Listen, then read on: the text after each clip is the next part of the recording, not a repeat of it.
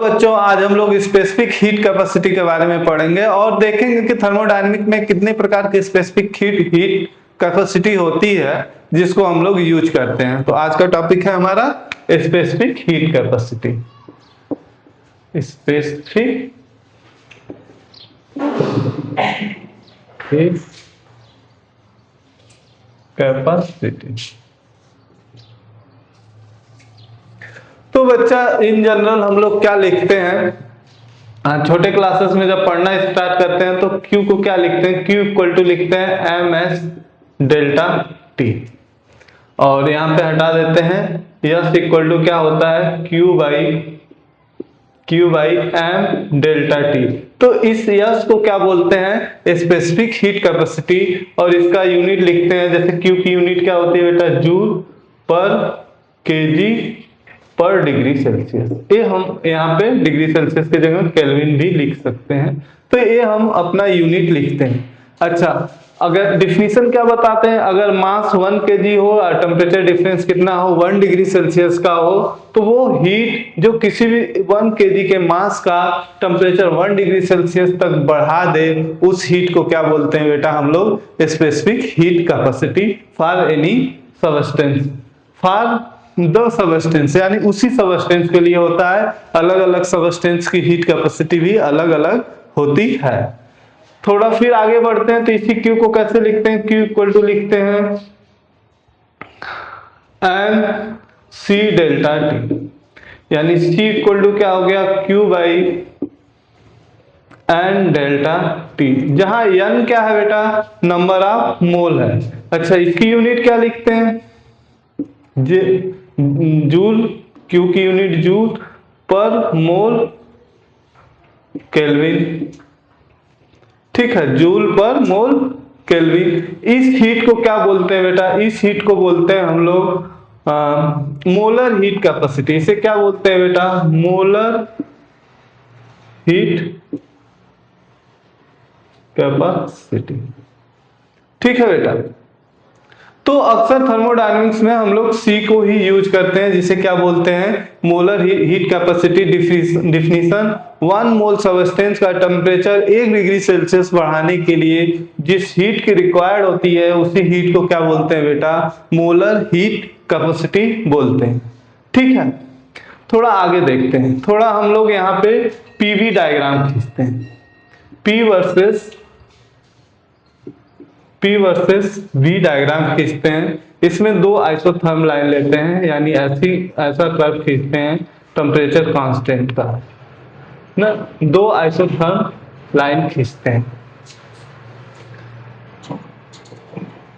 ये isotherm line है, यानी ये क्या है, एक तरह से रेक्टेंगुलर हाइपरबोला है। पीवी प्लॉट में जो रेक्टेंगुलर हाइपरबोला होता है वो क्या, किसको रिप्रेजेंट करता है बेटा, टेम्परेचर का। मान लो इसका टेम्परेचर T1 है, इसका टेम्परेचर T2 है। अच्छा, तुम ये बता सकते हो कि इसमें किस ग्राफ का टेम्परेचर, मतलब T1 ज्यादा है कि T2 ज्यादा है। तो ये सारी चीजें हम लोग सीखे हुए हैं, जैसे यहाँ पे PV इक्वल टू nRT लिखते हैं। और देखो यहाँ पे अगर यहाँ से ऐसे जाते हैं, हॉरिजॉन्टल लाइन ड्रा करते हैं, तो हॉरिजॉन्टल लाइन पे प्रेशर क्या रहेगा, अगर y एक्सिस में हमारा प्रेशर है तो हॉरिजॉन्टल लाइन में प्रेशर कांस्टेंट रहेगा, प्रेशर कांस्टेंट रहेगा। और यहाँ से चल के हम लोग कहाँ आ जाते हैं, यहाँ आ जाते हैं, तो हमारा वॉल्यूम बढ़ता है तो साथ साथ टेम्परेचर भी बढ़ेगा। तो इजीली हम लोग कह सकते हैं कि यहाँ पे T2 क्या है बेटा, ग्रेटर देन T1, ठीक है। अब यहाँ पे T1 से T2 जाने का हमारा बहुत सारा प्रोसेस होगा। अगर मान लो यहाँ 1 है और यहाँ 2 है, 1 to 2 जाने का कई सारे रास्ते हो सकते हैं। मान लो एक पाथ हो गया, एक पाथ हो गया।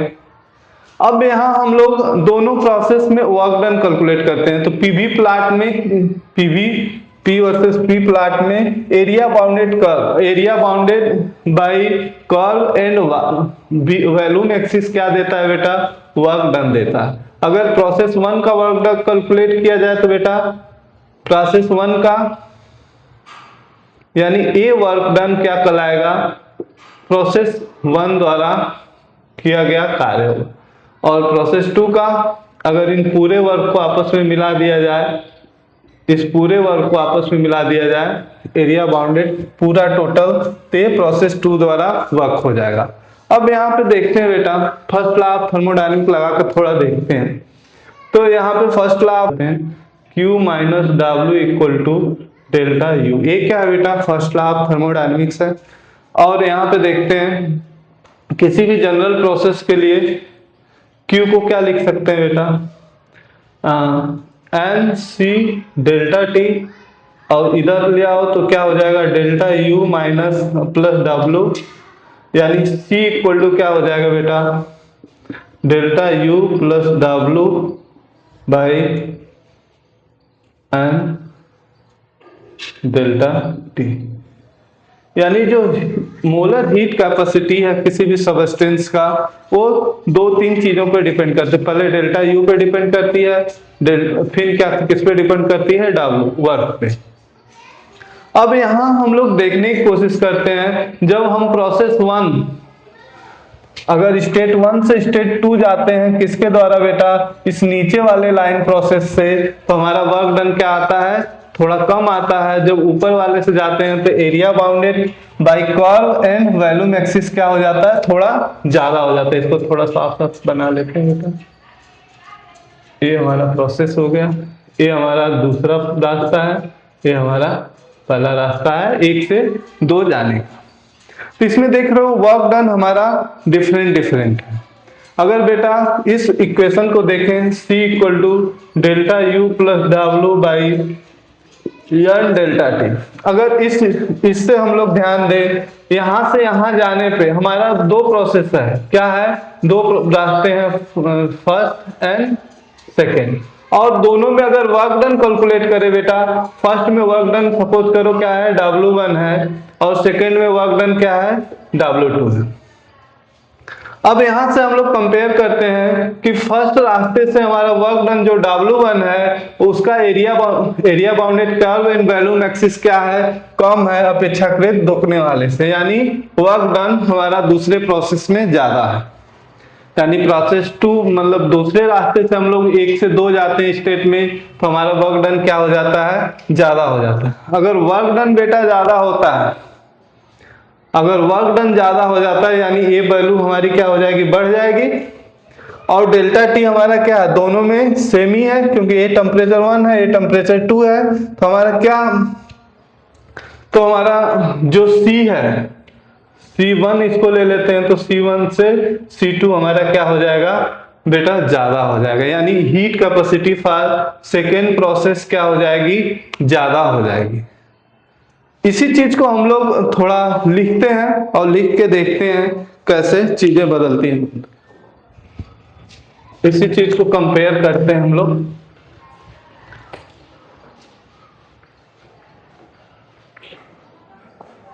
तो यहाँ पे थोड़ा लिखते हैं कि क्या क्या चीजें होती हैं। तो यहाँ पे कुछ पॉइंट नोट करते हैं बेटा। For same change in temperature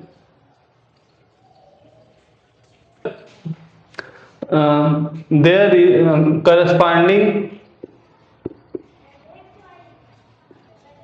corresponding to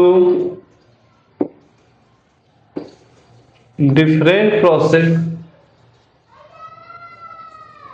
तो for same change in temperature, temperature का बेटा यहाँ सेम हो रहा है, करस्पॉन्डिंग टू डिफरेंट प्रोसेस 1 और 2, तो corresponding to different process change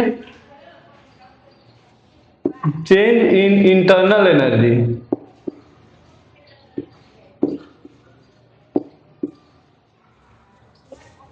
जो इंटरनल एनर्जी में चेंज हो रहा है बेटा, मतलब डेल्टा U इज सेम। ये क्यों सेम है बेटा, चेंज इन इंटरनल एनर्जी क्यों सेम है, क्योंकि जब प्रोसेस 1 to 2 जा रहे हैं बेटा, तो टेम्परेचर यहाँ पे भी कांस्टेंट है थ्रू आउट प्रोसेस, ए भी टेम्परेचर इन दोनों लाइन पे कांस्टेंट है, यानी T1 to T2 चाहे किसी भी रास्ते से जाए, जो डेल्टा T की वैल्यू क्या है, दोनों टाइम सेम ही रह रहा है, इसलिए हमारा जो इंटरनल एनर्जी है वो क्या रहता है बेटा, चेंज इन इंटरनल एनर्जी हमेशा सेम रहता है, but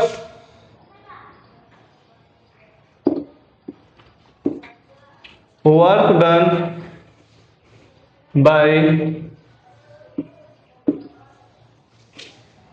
different process is different. तो अगर डिफरेंट प्रोसेस से बेटा 1 2 जा रहे हैं तो हमारा area bounded curve and volume axis different है, इसलिए हमारा वर्क डन क्या हो जाता है, डिफरेंट हो जाता है। But work done by different process is different means heat exchange must be different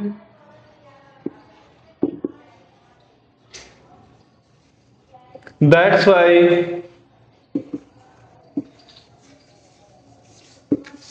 why heat capacity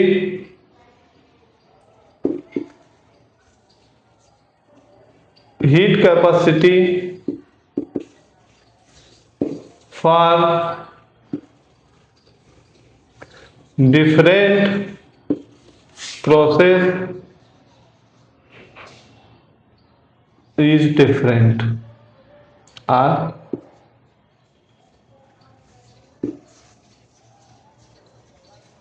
यानी डिफरेंट प्रोसेस में हमारा हीट कैपेसिटी भी क्या हो जाएगा बेटा, डिफरेंट होगा।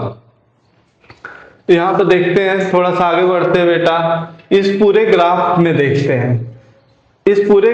देखते हैं, कि area bounded by second graph, area bounded by second curve क्या होगा, ज्यादा है, इसलिए वर्क डन क्या हो जाएगा, दूसरे प्रोसेस में ज्यादा होगा। यानी यहाँ पे इस चीज को देखते हैं कि हमारा W2 क्या है, W1 से ज्यादा है, इसलिए हमारा C2 क्या हो जाएगा, C2 किससे ज्यादा हो जाएगा बेटा, C1 से ज्यादा होगा। यानी प्रोसेस 2 में हीट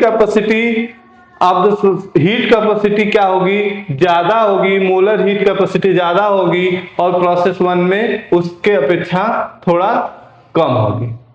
ठीक है बेटा, इतनी बातें समझ में आई। अब थोड़ा सा इन चीजों को नोट करो, इनको नोट कर लेना, आगे हम लोग बात करते हैं। अब यहां पे एक नोट लिख लेते हैं, फॉर आइडियल गैस के लिए देखते हैं बेटा, on increasing temperature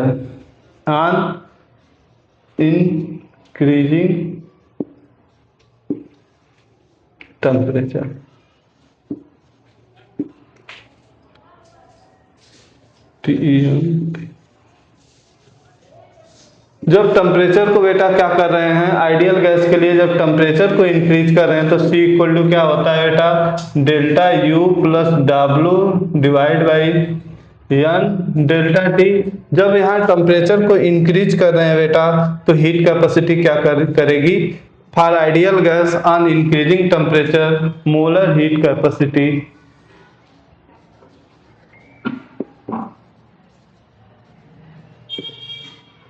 decreases, molar heat capacity decreases. Ideal gas के लिए बेटा जब हम लोग टेम्परेचर को इंक्रीज करते हैं तो हमारी मोलर जो हीट कैपेसिटी होती है क्या करती है बेटा, डिक्रीज करती है। ठीक है, तो यहां से हम लोग एक चीजें समझ गए कि हमारा डिफरेंट प्रोसेस के लिए मोलर हीट कैपेसिटी क्या हो सकती है बेटा, डिफरेंट हो सकती है। थोड़ा सा आगे देखते हैं बेटा कि कैसे डिफरेंट हो सकती है, थोड़ा सा यहाँ पे अब थोड़ा सा समझने की कोशिश करना। ठीक है, यहाँ पे एक लिखते हैं, for ideal gas there can B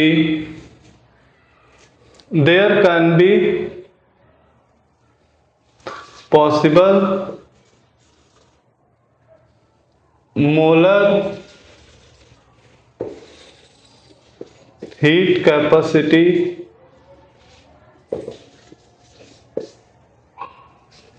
Cp and CpCv are two different heat capacity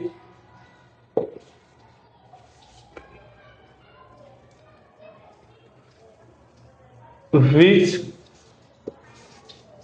are used। जो मतलब कि अगर आइडियल गैस की बात करें तो दो हीट कैपेसिटी संभव है, Cp और Cv, जिसको हम लोग क्या करते हैं अपने थर्मोडायनेमिक प्रोसेस में यूज करते हैं। ठीक है बेटा, इन बातों को समझो कि किसी भी सिस्टम के लिए दो पॉसिबल हीट कैपेसिटी हम लोग Cv, Cp और Cv को हम लोग अपने थर्मोडायनेमिक प्रोसेस में बहुत ज्यादा यूज करते हैं। ठीक है बेटा, जहां अब सी मान लो यहां पे लिखते हैं Q इक्वल टू क्या होता है बेटा, N Cp delta T। It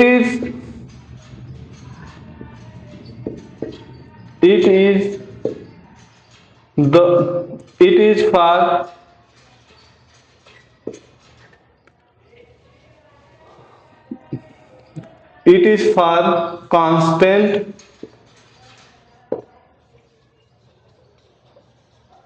pressure यानी P कांस्टेंट। बेटा ये जो हीट है Q equal to N Cp delta T, ये किसके लिए है बेटा, प्रेशर जब क्या हो, कांस्टेंट हो।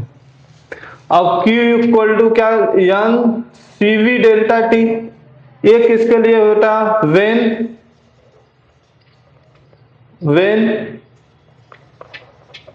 Volume is constant. जब वॉल्यूम कांस्टेंट हो तो बेटा हीट को कैसे कैलकुलेट करते हैं, एन Cv डेल्टा T से। जब प्रेशर कांस्टेंट हो तो Q को कैसे कैलकुलेट करते हैं बेटा, एन Cp डेल्टा T। और इन जनरल हम क्या यूज करते हैं, इन जनरल हम लोग Q जब कैलकुलेट होता है तो क्या Q यूज करते हैं बेटा, एन C डेल्टा T। यानी किसी भी प्रोसेस के लिए हम लोग जनरली जो मोलर हीट कैपेसिटी यूज करते हैं वो क्या यूज करते हैं बेटा, C को यूज करते हैं। अच्छा ठीक है, थोड़ा आगे देखते हैं, ये जगह थोड़ा खाली कर ले।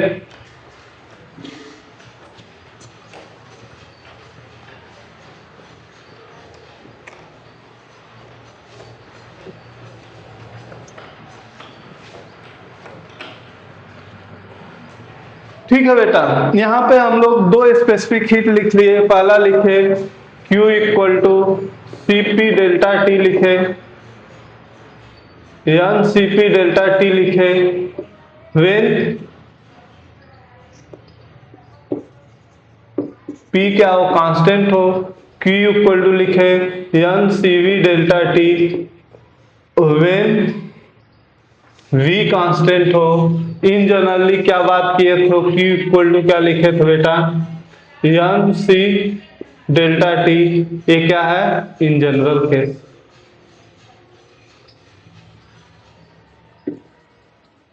तो इस प्रकार के स्पेसिफिक यहाँ पे Cp, Cv और C तीन प्रकार के स्पेसिफिक हीट कैपेसिटी को हम लोग देख लिए। अच्छा थोड़ा कंपेयर की बात करना हो बेटा कि Cp और Cv में क्या डिफरेंस है, तो यहाँ पे देखो जब Cv का यूज करते हैं बेटा तो किसी भी कांस्टेंट, एक किसके लिए यूज करते हैं, जब V क्या हो, कांस्टेंट हो।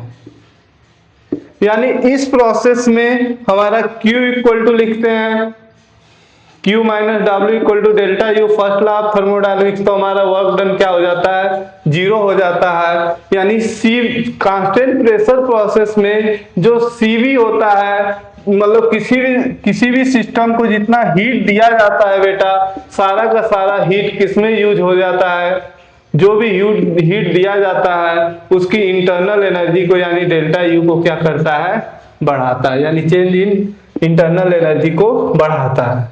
लेकिन जब हम लोग P कांस्टेंट प्रोसेस को बात करते हैं, P कांस्टेंट प्रोसेस में जब हम लोग Q माइनस क्या लिखते हैं बेटा, W equal to delta U, और ये जो Q होता है क्या होता है बेटा,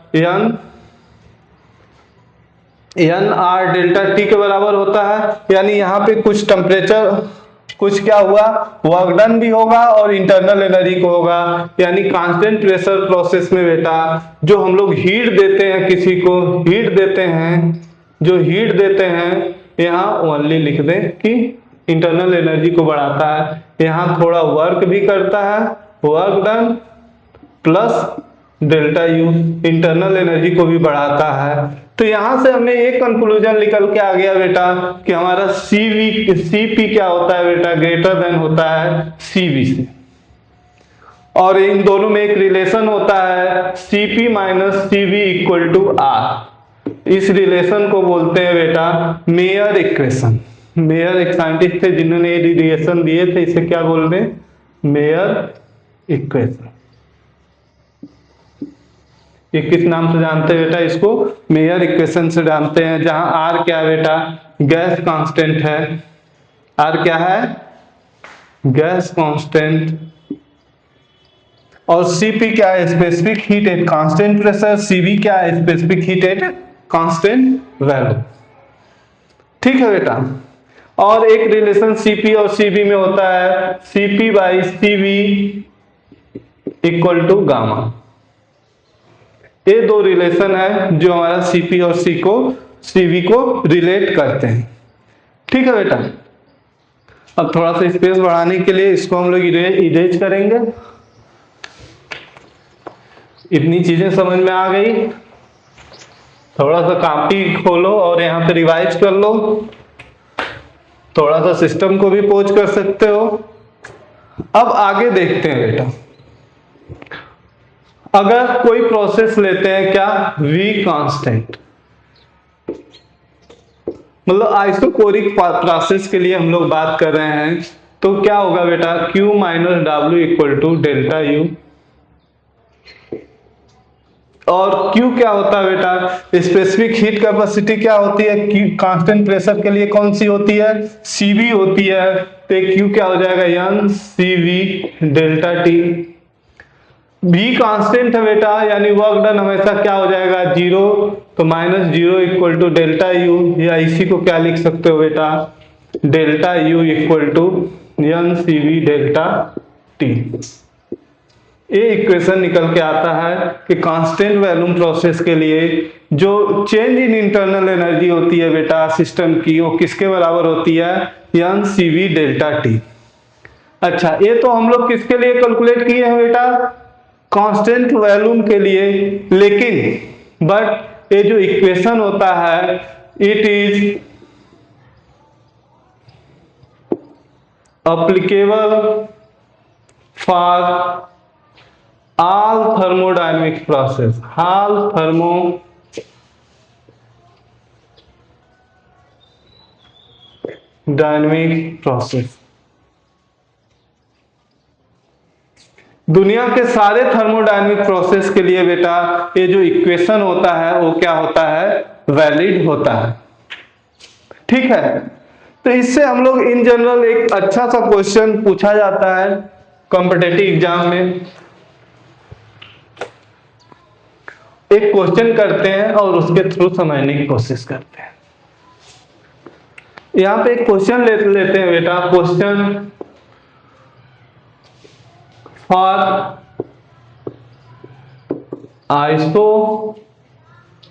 isobaric process, for isobaric process which of following expression is correct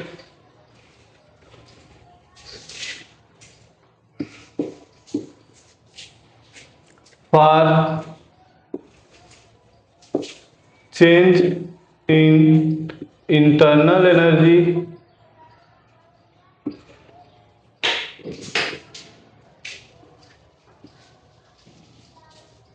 for ideal gas. बेटा एक क्वेश्चन है, इसमें दो ऑप्शन दे देता है कि delta U equal to N C V delta T, दूसरा ऑप्शन दे देता है delta U equal to N C P delta T. ठीक है, यहां तक तो हम लोग बातें समझ गए थे। इसी के बेसिस पे हमें इस क्वेश्चन को सॉल्व करना है। बोला है क्वेश्चन में फॉर आइसोबारिक प्रोसेस, यानी ऐसा प्रोसेस जिसमें प्रेशर क्या हो, कांस्टेंट हो, उस प्रोसेस के लिए जो आइडियल गैस के लिए जो इंटरनल एनर्जी में चेंज है उसको कौन सा एक्सप्रेशन इन दोनों में करेक्टली रिप्रेजेंट करता है। तो इस क्वेश्चन को देखते हैं। पी क्या है, इसमें कांस्टेंट है और हमें फर्स्ट लॉ ऑफ थर्मोडायनेमिक्स क्या पता है, Q minus W equal to delta U, first law of thermodynamics. अब यहां से हम लोग देखते हैं for constant process, constant pressure process में जो हमारा हीट होता है वो किसके बराबर होता है बेटा, NCP डेल्टा टी।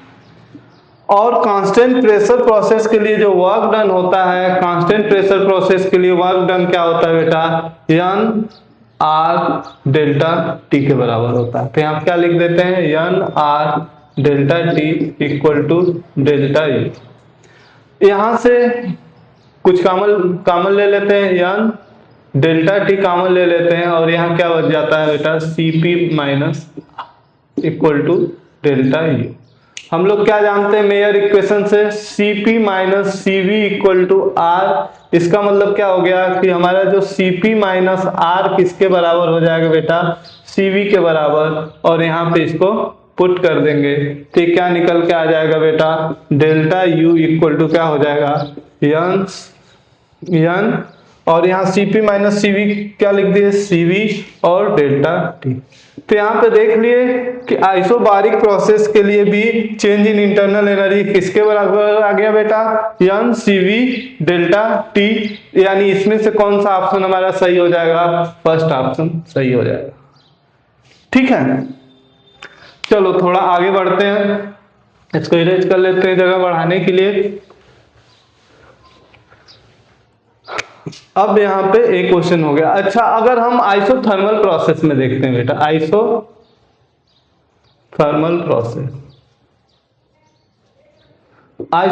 प्रोसेस में अगर हम लोग डेल्टा यू को लिखते हैं तो क्या लिखते हैं बेटा, आइसोथर्मल प्रोसेस में थ्रू आउट प्रोसेस टेम्परेचर क्या होता है, कांस्टेंट क्या हो जाएगा, यानी NCV, और ये डेल्टा ई की जगह क्या, जीरो, यानी डेल्टा टी क्या हो जाएगा, जीरो हो जाएगा। तो यानी डेल्टा यू की वैल्यू क्या हो जाएगी, जीरो। ए भी सही है। आइसोथर्मल में का एडियाबेटिक प्रोसेस में देखते हैं, एडियाबेटिक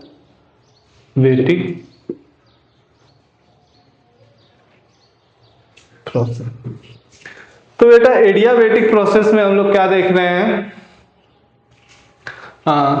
एडियाबेटिक प्रोसेस में क्या होता है, Q क्या होता है, हीट एक्सचेंज बाय सिस्टम क्या होता है, हमेशा जीरो होता है। हीट एक्सचेंज बाय सिस्टम हमेशा क्या होता है, एडियाबेटिक प्रोसेस में जीरो होता है। तो हम लोग क्या, अगर फर्स्ट लॉ ऑफ थर्मोडायनेमिक्स लगाते हैं, Q minus W equal to delta U। अब यहाँ से Q क्या हो जाएगा बेटा, एडियाबेटिक प्रोसेस में जीरो होता है, यानी माइनस W इक्वल टू क्या हो जाएगा, डेल्टा U। ठीक है बेटा, यानी अगर माइनस W इक्वल टू अगर हम लोग लिखें डेल्टा U की वैल्यू, ये हर प्रोसेस में एप्लीकेबल होता है बेटा, तो आप क्या लिख सकते हो, NCV डेल्टा T, और इस डेल्टा T को क्या लिख सकते हो, NCV T2 माइनस T1। ठीक बेटा, यहां से आ गया, यानी W इक्वल टू क्या लिख सकते हैं, NCV T1 माइनस T2। अब यहां से Cv की वैल्यू रखना है हमें, तो हम लोग क्या जानते हैं बेटा, Cp minus Cv equal to R जानते हैं। यहाँ पे अगर इस पूरे इक्वेशन को किससे डिवाइड कर दें, या Cv से डिवाइड कर दें, तो या Cp माइनस Cv ये क्या हो जाएगा, 1/R बाई क्या हो जाएगा, Cv, और ये क्या है, गामा है, तो gamma minus 1 equal to R Cv। यहाँ से अगर Cv की वैल्यू निकालते हैं बेटा, तो Cv इक्वल टू क्या हो जाएगा बेटा, Cv इक्वल टू हो जाएगा R बाई गामा माइनस 1, यहाँ पे वैल्यू पुट कर देंगे तो n R T1 minus T2 equal to gamma minus 1। अब ये क्या बेटा, देखो work done in adiabatic process क्या होता है, N R T1 minus T2। हमेशा ध्यान देना है, सारे थर्मोडायनेमिक प्रोसेस में जब वर्क डन कैलकुलेट करते हैं बेटा हमेशा T2 माइनस T1 करते हैं, लेकिन इस प्रोसेस में क्या होगा T1 माइनस T2, यानी जो इनिशियल टेम्परेचर होगा उसमें से फाइनल टेम्परेचर को घटाएंगे। तो ये क्या है, ये सही है, यानी एडियाबेटिक प्रोसेस के लिए भी डेल्टा यू इक्वल टू क्या हो जाएगा बेटा, N C V delta T हो जाएगा। It is correct for all process. तो ये बेटा हम लोग यहाँ पे स्पेसिफिक हीट के बारे में थोड़ा सा कंसेप्ट अपना क्लियर किए। आगे के लेक्चर में हम लोग और ऐसे ऐसे कॉन्सेप्ट को क्लियर करेंगे। Thank you.